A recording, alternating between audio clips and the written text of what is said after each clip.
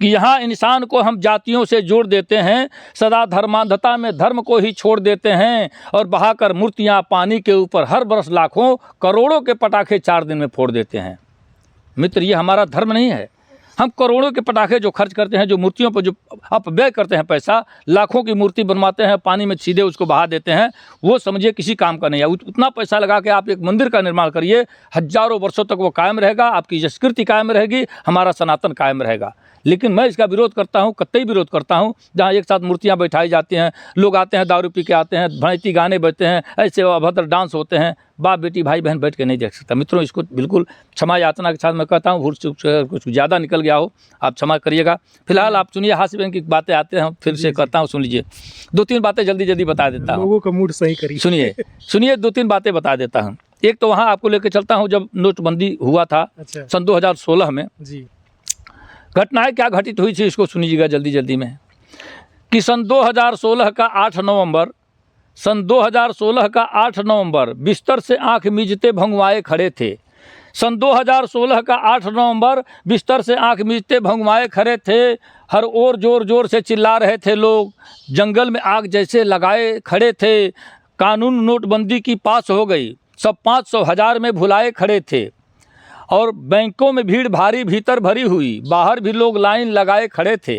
कुछ 3 बजे 4 बजे भोर में आकर कंबल रजाई ओढ़कर गरमाए खड़े थे। कुछ 3 बजे 4 बजे भोर में आकर कंबल रजाई ओढ़कर गरमाए खड़े थे। और खैनी भी खाकर थूकना मुहाल हो गया, पीछे से लोग इतने दबाए खड़े थे। हम भी हुए शिकार, एक बार क्या कहें, लाइन में 8 घंटे बिन खाए खड़े थे।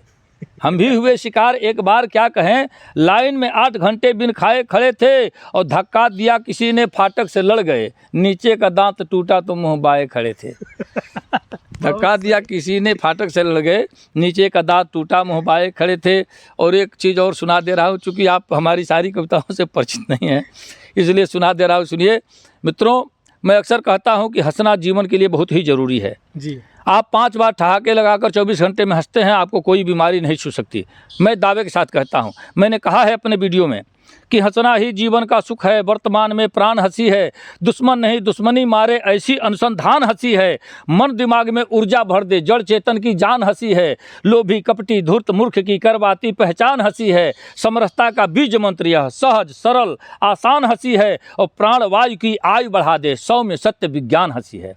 मित्रों, हंसने से शरीर की 36 मांसपेशियां हरकत करती हैं, योगी क्रिया होता है, आदमी तनावमुक्त होता है, प्राणवायु की आयु बढ़ जाती है, इसलिए हंसना अनिवार्य है। आप कभी हंसिए, ठहाके मार के हंसिए, आपको कोई बीमारी नहीं छू सकती। भोजपुरी में एक मुक्तक मैं अक्सर कहता हूँ कि हीरा मोती महल अटारी रुपया लाखों लगे होई, हीरा मोती महल अटारी रुपया लाखों लगे होई, अजय कभू हंसते ना हो खे वो महा अभागे होई।